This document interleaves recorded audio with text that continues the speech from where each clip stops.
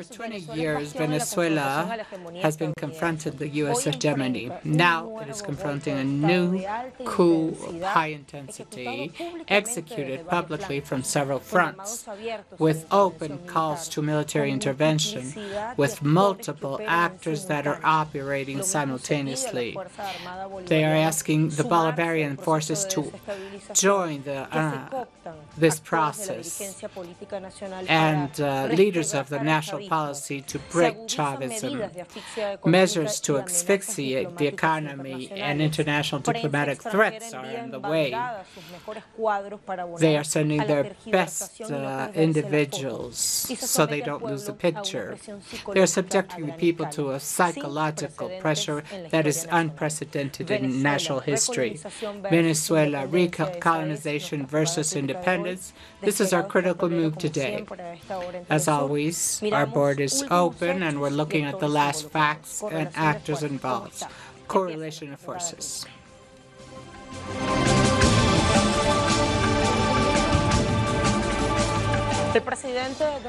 President Donald Trump, in a recent interview to CBS, said that a military attack to Venezuela continues to be an option and admitted that some months ago he received from his peer in Venezuela, Nicolás Maduro, a petition of dialogue on bilateral relations and that he rejected it because he was advanced in the process. That's what he said textually. Well, the process is the current coup. It is open and frontal.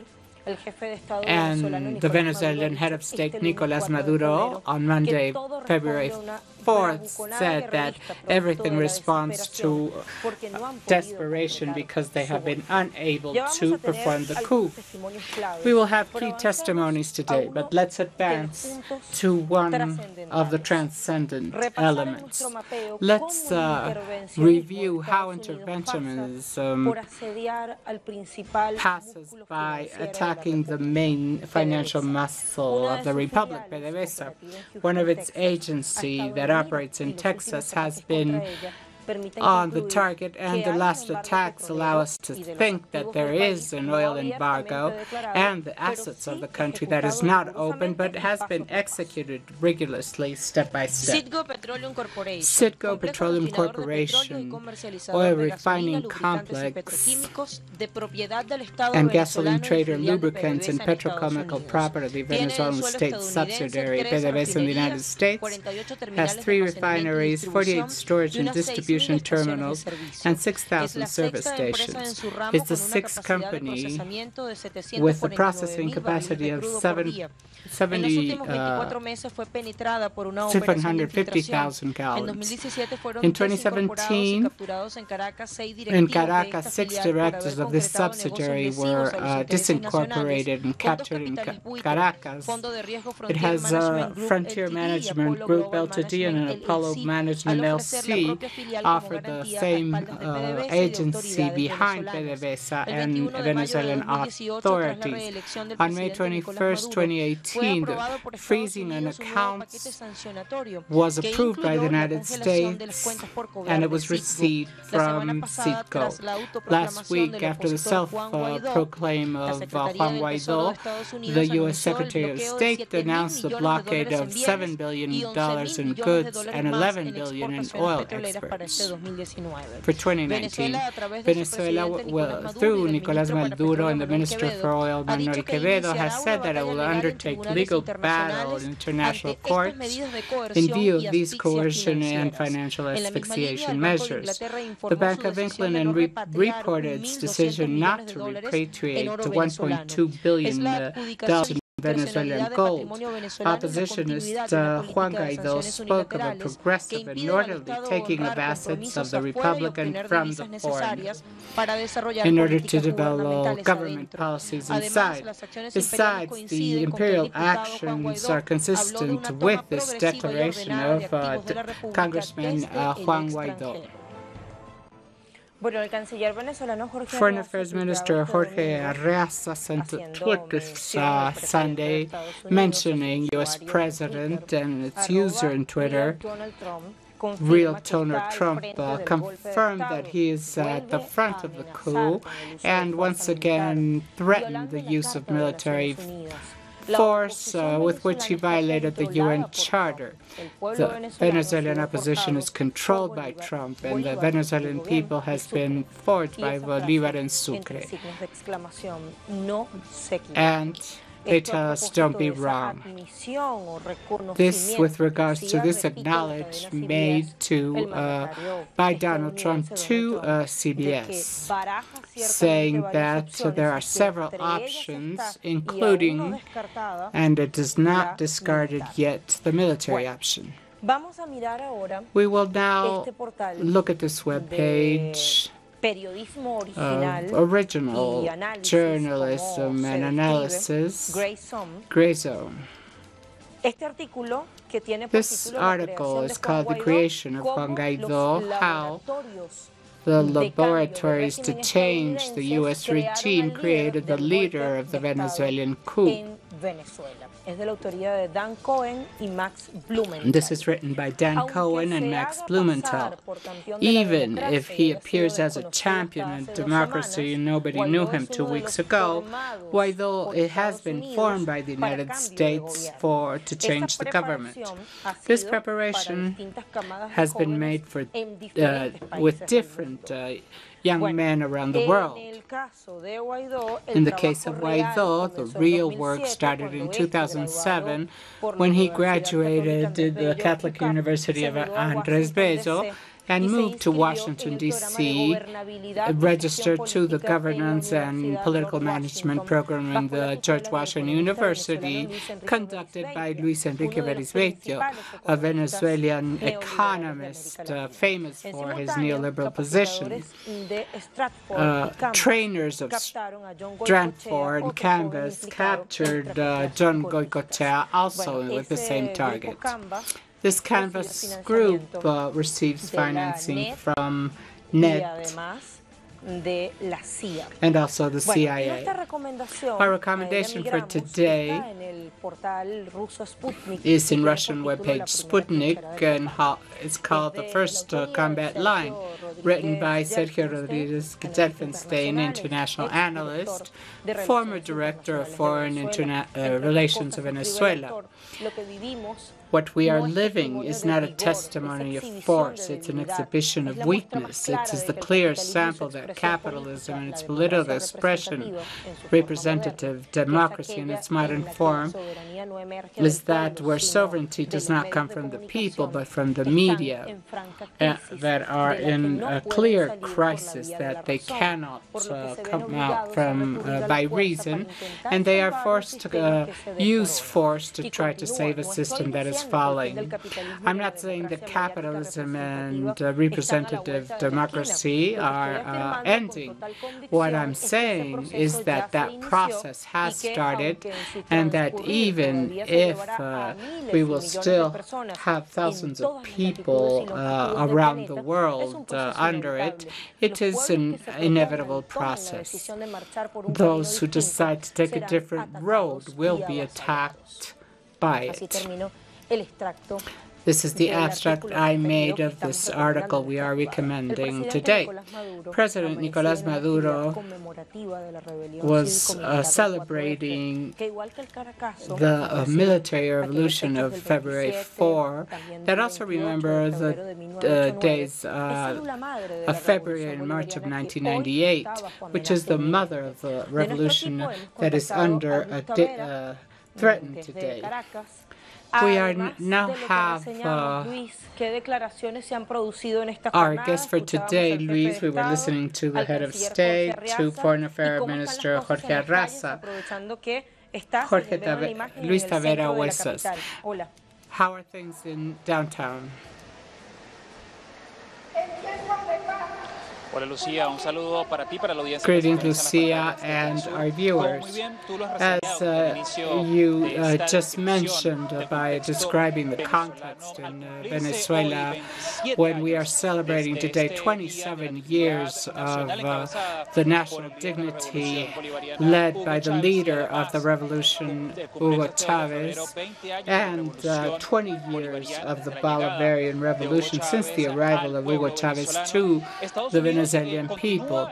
The United States, as some analysts have said, continues optimizing this plan orchestrated to unstabilize and break the policies of the socialist model conducted now by Nicolás Maduro. What are the components that are being optimized now in this plan? The Foreign Affairs Minister Arreaza and our President Nicolás Maduro explained very well. They now have a key component that is the psychological war, not only through international media, but also through communication channels like WhatsApp that are used to send voice notes with unstabilized messages, false information, for the people to replicate. And this was what Minister Arreaza was referring to today when he said that they are trying to repeat a lie 1,000 times until it becomes a truth. This is why I am right now here in the Bolivar Plaza and downtown Caracas, where popular assemblies are being held, to prove that Venezuela are in that scenario of the U.S. interference. And Venezuelans are alert with this coup that is being developed by another key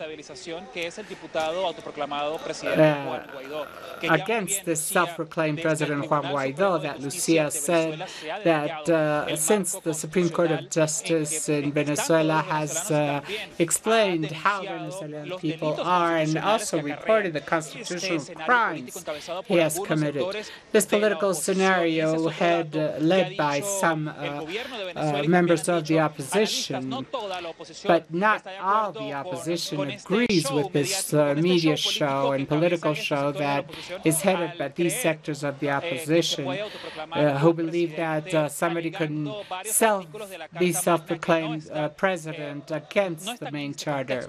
For example, President Nicolás Maduro was saying that Article 233 that is used by Juan Guaidó has no validity in this sense because there is no abandonment of the position, there is no disability of the constitutional president for him to be self-proclaimed.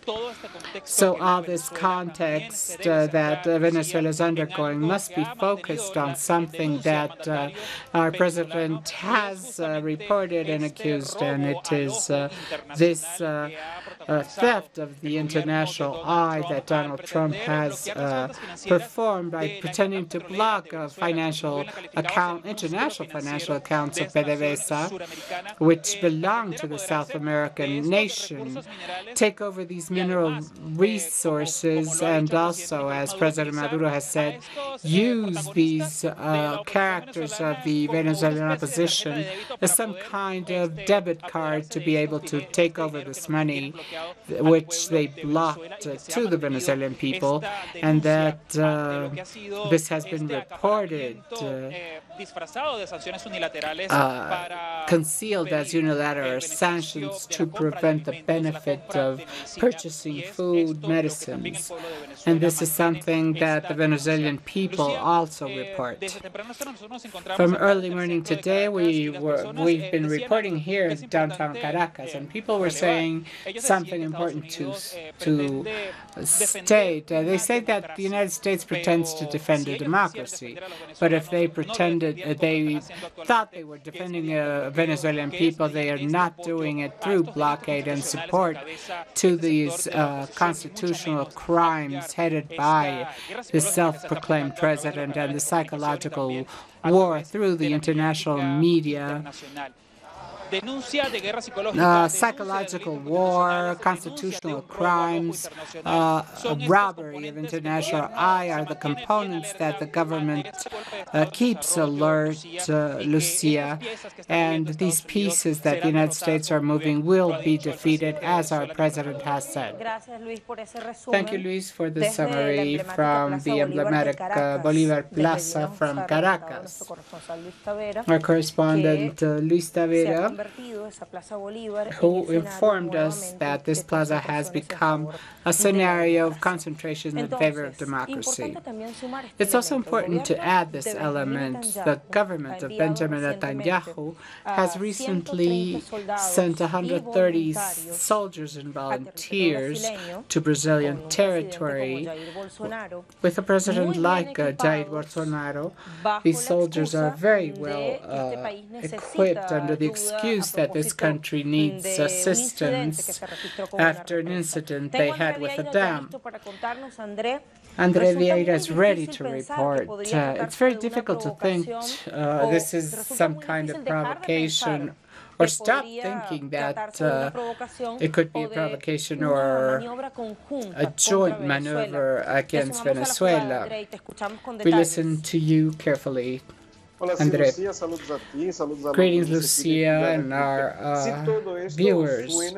All this sounds very dangerous from here because this team that came from Israel to help in the search after the disaster we had with our dam, they arrived with physical team that was not used here in this territory.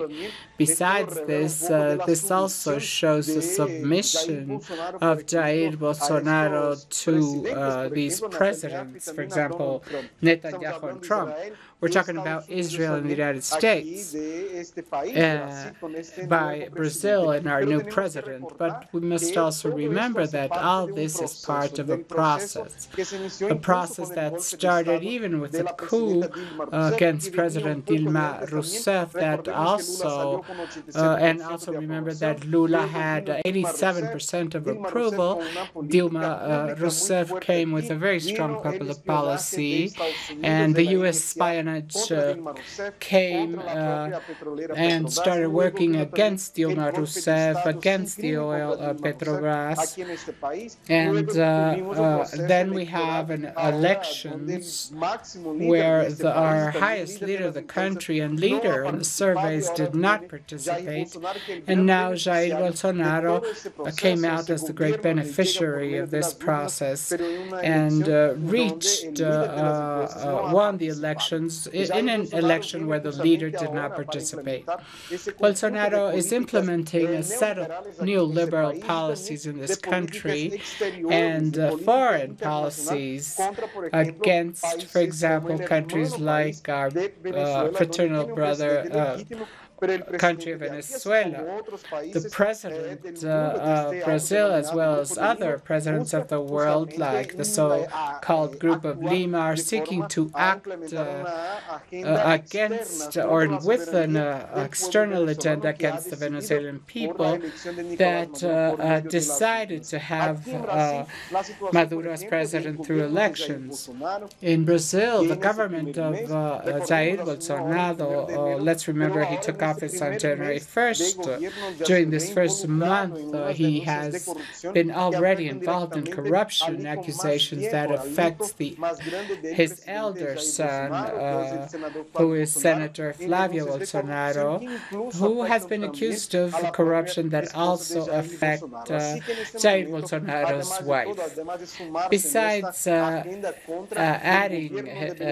joining this agenda against the government of Venezuela, Bolsonaro is also using the topic of Venezuela to conceal local issues that are involving Jair Bolsonaro in corruption.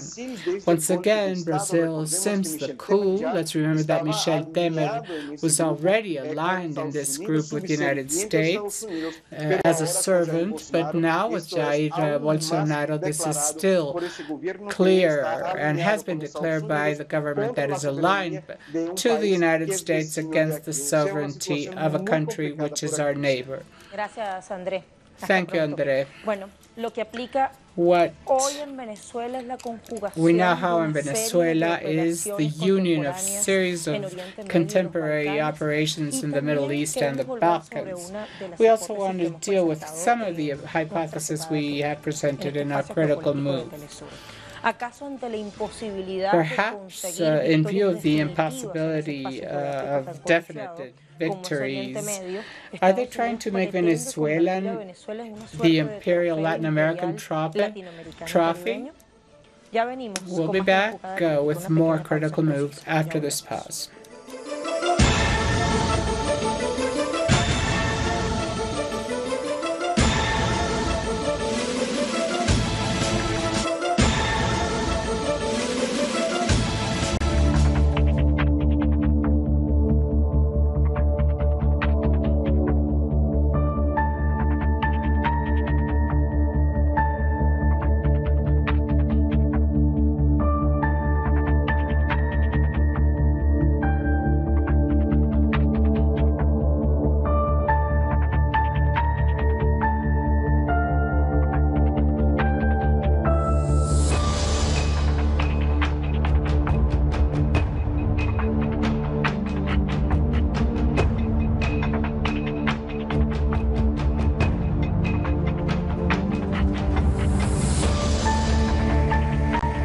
Venezuela, Recolonization versus Independence. Recolonization versus Independence.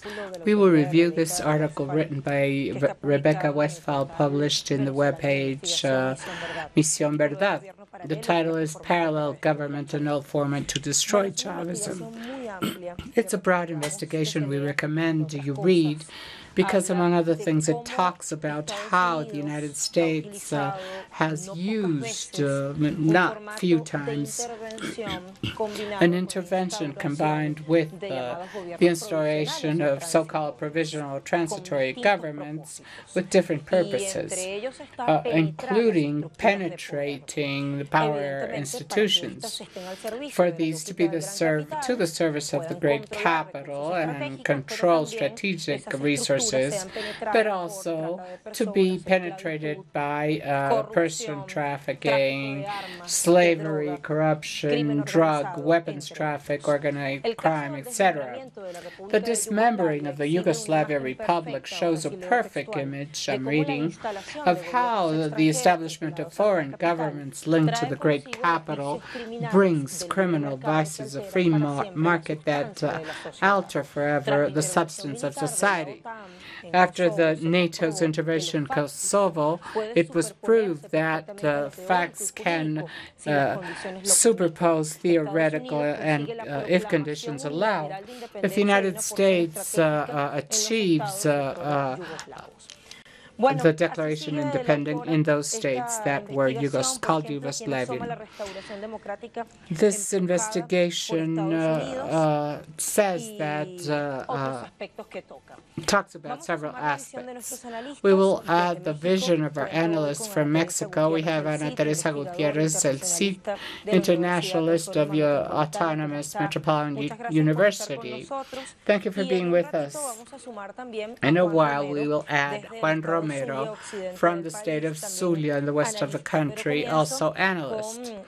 I will start with Ana Teresa. In that article we were reading, written by Rebecca Westphal, she also talks about Libya, the hybrid war. And I would like to consult you regarding a question that we left on the air. Do they want to re-edit this in Venezuela? That is a pivot of the regional unit as Libya wanted to be? Are there the conditions? We are very concerned here in Mexico, this unfortunate situation. We hope peace prevails because the strategic position of the United States today versus the geopolitical competition with Russia and China makes their eyes turn to Latin America. We see how progressive governments have fallen one by one. We see the government of Macri, Lenin Moreno, substituting that of Correa and that of Bolsonaro that was completely unpresentable after the coup against Dilma. And here they have confronted a government that has all the support from its people in the armed forces. So we have seen here that OAS was unable to present their plan for this self-proclaimed government, and only recognized by the United States and some governments allied to the United States. And we also saw how Russia stopped this project because it was not a project that could be dealt in the UN Security Council.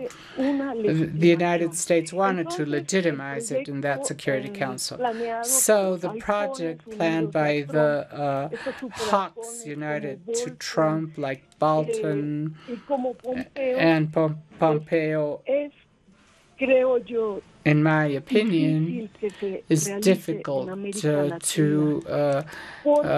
succeed in Latin America because the United States is wasted by the wars in the Middle East. You just said that the United States was unable to carry out its project in Syria because of Russia. And in Latin America, there's no uniform international policy in the continent. Mexico and Uruguay have proposed a dialogue, and on the other hand, China and Russia, the other two great powers, are very attentive. So I think that to repeat the format of Libya and Latin America is more difficult. It's more difficult, says Ana Teresa Gutierrez from C, regarding what we were asking. I would like to add a context, some context. The United States, while planifying interventions in situ, creates transitory governments that allow the great corporations to control strategic resources and markets, while those same power structures are penetrated by the organized crime, people's traffic, drug traffic, weapons traffic. So the Libyan case must be reviewed. That is why our question to our guest. We will add these details. As happened with Venezuela as a vanguard in the region and the world, the United States wants to stop wanted to stop al-Gaddafi's project in Africa because that could mark the end of colonization in that continent. Impoverished and pillaged by Western powers, Libya was relegated to the common denominator in Africa, coups and generalized killing under the silence of international community. So in 2011, the strategy of overthrowing Gaddafi took place. They configured a government from abroad. It was provided with resources, weapons. A psychological and media campaign was established through unprecedented social media. And it is no secret of all the minerals that condition the political destination of Africa. In those times, U.S. and French multinationals pretended to privatize Libya's drinking water and to be developed in Chad and Egypt. After Gaddafi, a National Transition Council was established, and a few hours later, it gave place to NATO's military intervention, and thousands of people confronted among each other. The goal was institutional fracture. The justification used to intervene freedom, democracy, and national reconciliation were left aside. But exactly the opposite came.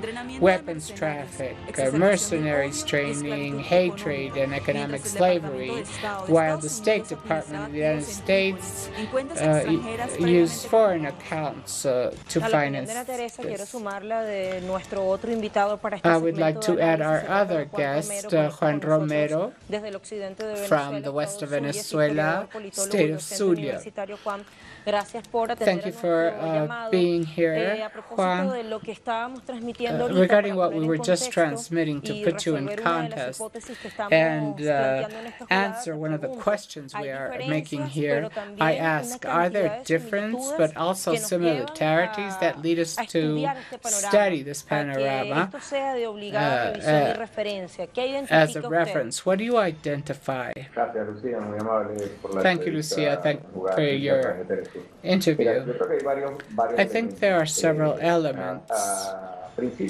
At the beginning of the 70s,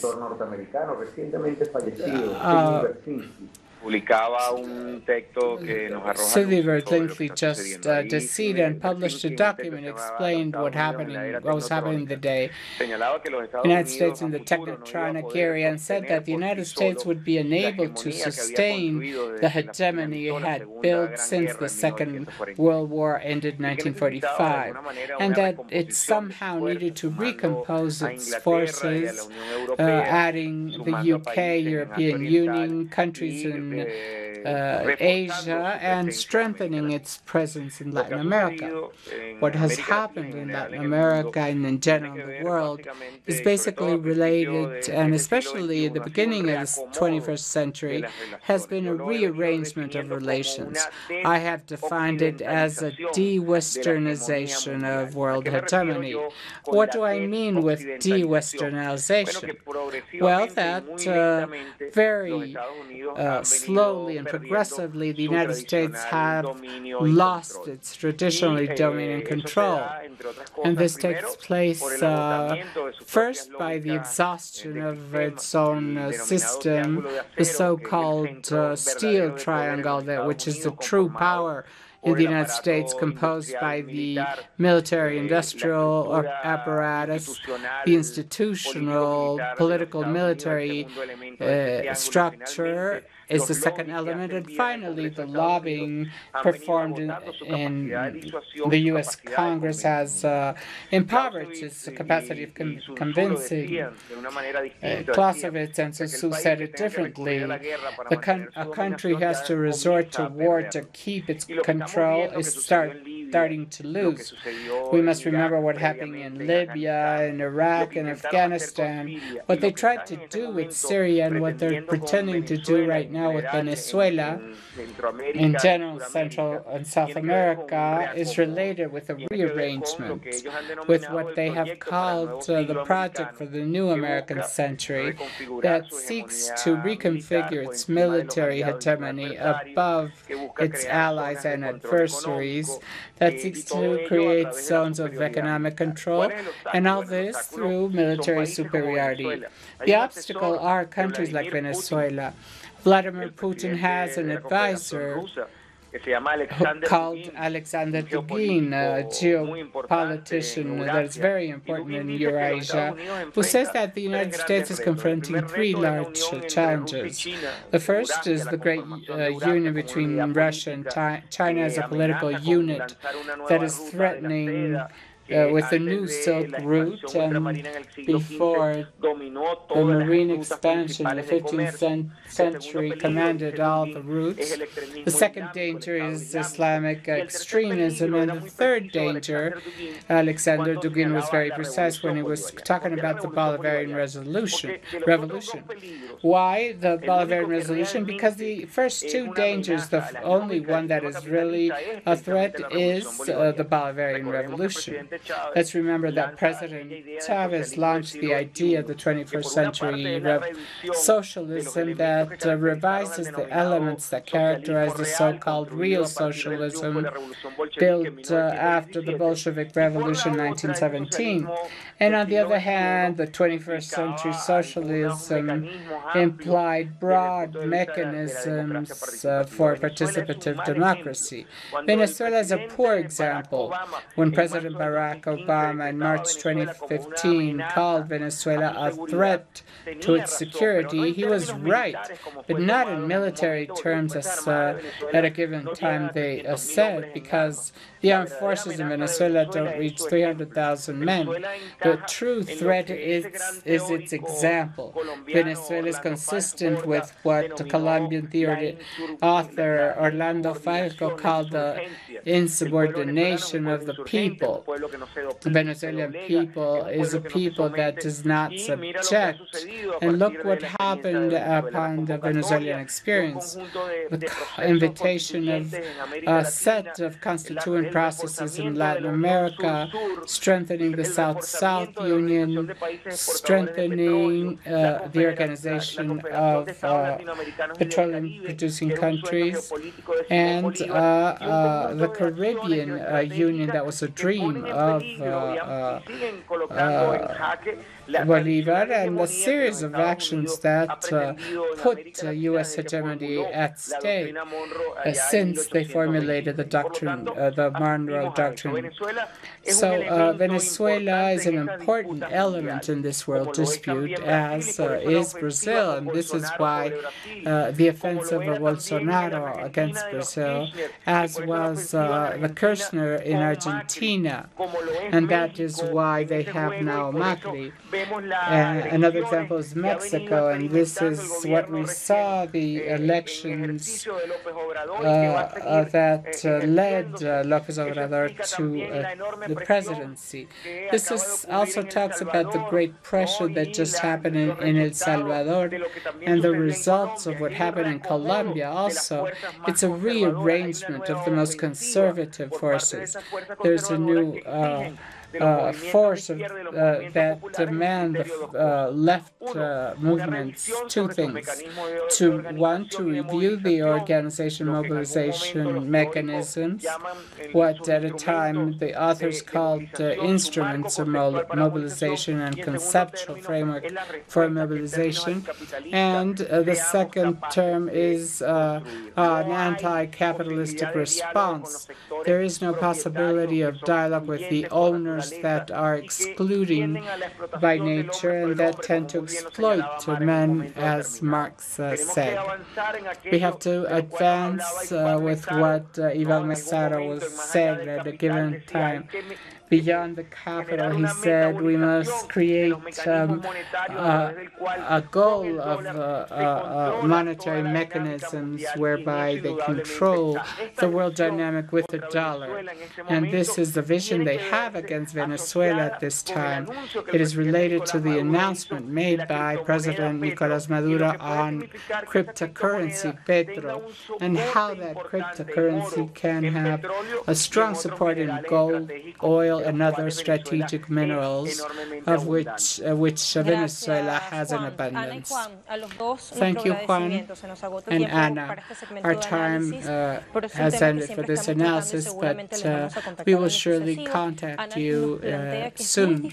Ana says it's very difficult because of the diversity of context and historic terms that the Libyan format be effectively implemented in the Bolivarian Republic of Venezuela. And Juan talked about the rearrangement of forces, of how forces are correlated in regional terms.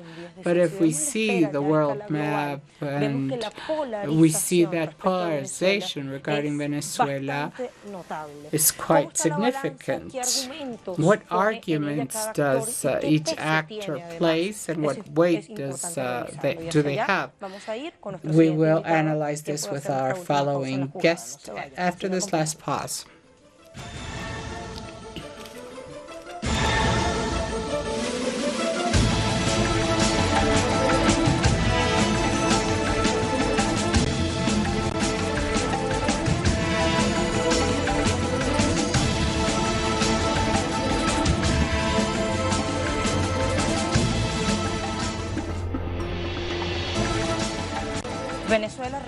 Venezuela recolonization versus independence, our critical move today.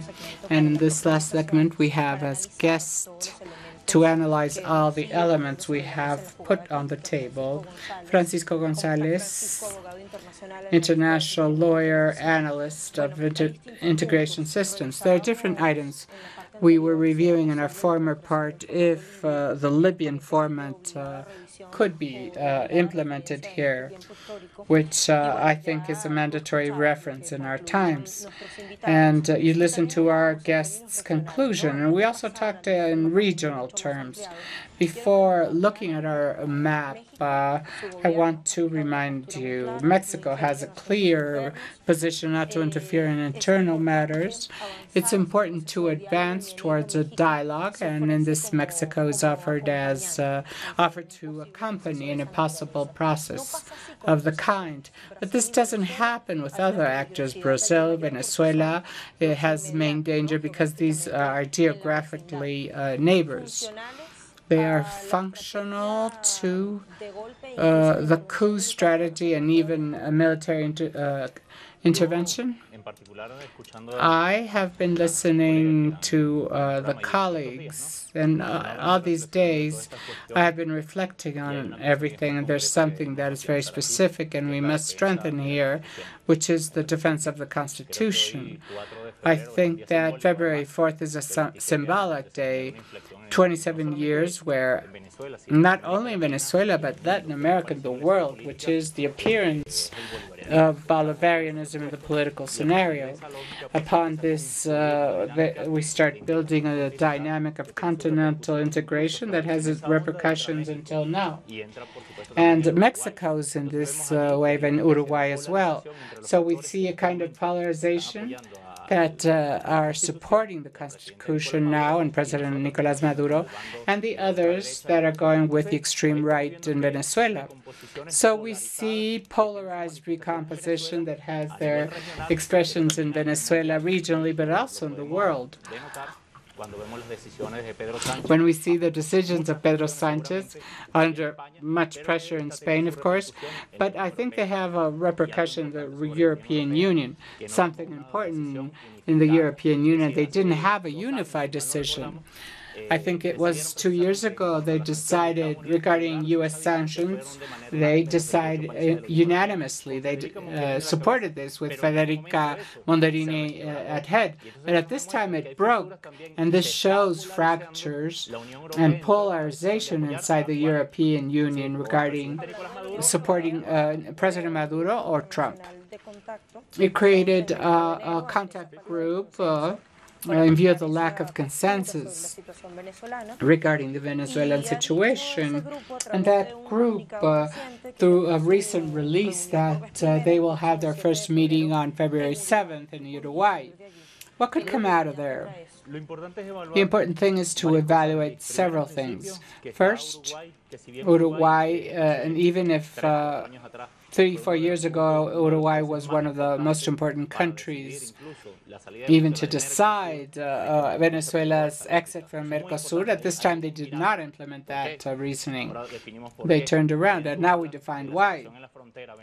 Since you're talking about the Venezuelan border, tensions have come recently in the city of Cucuta because many leaders or people who are seeking to be politicians. For example, Luis Almagro, OAS secretary, was recently in Cucuta, and he was talking about humanitarian aid. He was the first one to talk about that. Humanitarian aid is the excuse, yes, but that opens the window, and that has history since 2016, when Voluntad Popular, the party representing the extreme right in Venezuela, used these links with OAS and more conservative sectors of the United States. So when Trump came to office, it took it as a flag, and if he wanted to define the situation in the region with this pressure against the country. So we wonder, why is Venezuela so important? You watch the European news or Latin America, United States, and everybody's talking about Venezuela right now. I think it goes beyond the simple act of Venezuela as a country, but it's a reconfiguration of hegemonies and counter-hegemonies, where there's an action with new international actors that are disputing historic hegemony of the United States since 1945, which is now being disputed between the United States, Russia, and China. So this crisis the United States is living right now, I think that some years ago, 2008, with the real estate bubble, and had a further crisis in Europe where leftist groups appeared in Greece or Spain, and this fractured somehow the center parties that had dominated the European scenario, and have now expressed in the European Union where there are leftist groups. Some groups are not supporting Guaidó, like Italy or Greece, but others have, and others are pressing the center groups to take other decisions. And in other countries, more neoliberally are governing, but we are looking at these positions. Talking about Guaidó, the New York Times editorial committee called this Guaidó as a credible rival, a refreshing position to make the country progress. The Bloomberg News representative praised him for seeking for restoration, and the Wall Street Journal declared him a new democratic leader. So the strategy is also goes by using the media as vehicles to create an opinion on this young man that has not only received U.S. formation to unstabilize. And even if he's a no, there are proof of how he has participated in several demonstrations against the Venezuelan legitimacy and institutionality. To understand this, I've been reading Spanish journals, and he is now talking with Alejandro Sanz, the Spanish musician who is clearly anti-Chavist. This is key to understand the strategy. So we're looking at a media, cultural strategy, and what this shows us is a presidential campaign. There is in dispute because they see from the world, because from the outside, the peers who are calling us, who are concerned for us, they are asking, what is the situation in the country? And they don't see that inside everything is calm. There are normal marches, counter marches, but there is no chaos. Venezuela is calm. The streets of Caracas are normal. Even Táchira, San Antonio is all calm. But from the outside, with the media, they built some kind of speech where they are selling there's some kind of civil war. That speech is the one that Guaidó takes, and with the flags of the United States and Israel, he sells worldwide and talks about a civil war. Now, let's assume that's not what happens, but let's assume if this would happen. Do you think that Voluntad Popular would go to that war space? I don't think so. Last night, we were bombarding with the border. We know that people who were inside Cucuta told us everything was calm. Some minutes ago, people from the Colombian Armed Forces spoke, and we never saw an official decision regarding the fact that of this alleged humanitarian aid. So this is a media war we must confront. We are agents of peace with different human rights organizations in the continent. We work for peace and are agents of peace. It's important to tell the people in the world that the country is calm, and I think that in this sense, the dispute that goes beyond Venezuela is related to these international hegemony struggles where Venezuela has been made a scenario to promote, if the United States manages to control our resources, they will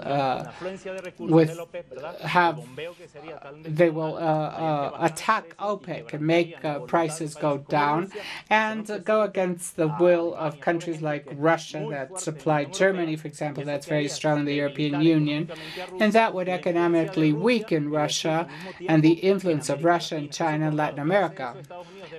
And what does this do? Weaken these countries that are now hegemonic in the world, and they would lose their influence in the region.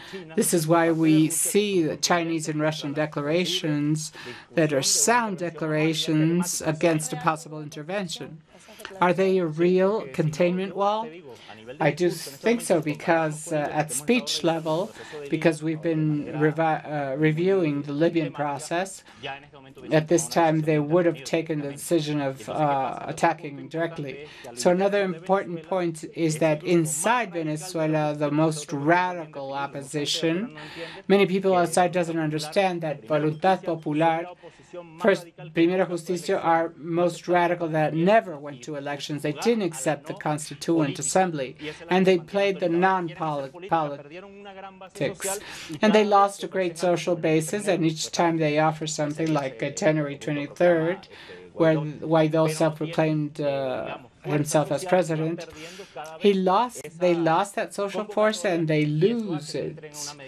And that makes them desperate and make them go from an allegedly constitutional act, 233, to an interventionist act. Article 7 of the Constitution says the supreme rule of the jurisdiction of the legislation of this Constitution.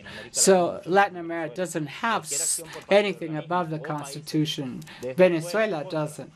Any country that is going against the Constitution, unlike Europe, where the 28 countries of the European Union, to participate in this organization, must assign sovereignty. That is not implemented in Latin America. Therefore, any decision made by the European Union that has not been unanimous, but supported by some extreme right countries, has no effect in Venezuela. That's why we were asking for legitimacy. We will continue dealing with this topic because of its importance. We will now go to our conclusions.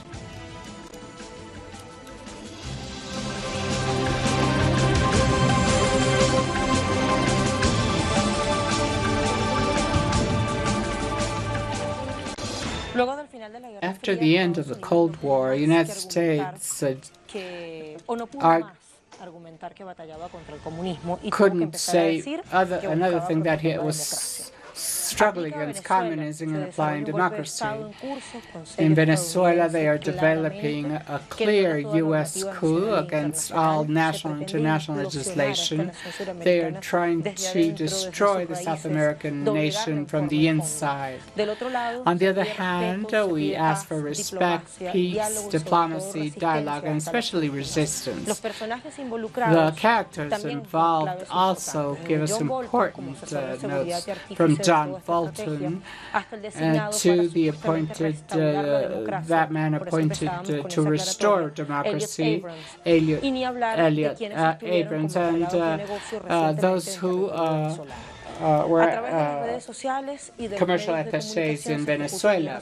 The media are creating an unprecedented psychological war to create chaos, and polarization is evident inside and outside. This is the end of our critical move. We will continue developing this topic. Thank you very much for trusting us, and we'll meet again tomorrow. Thank you.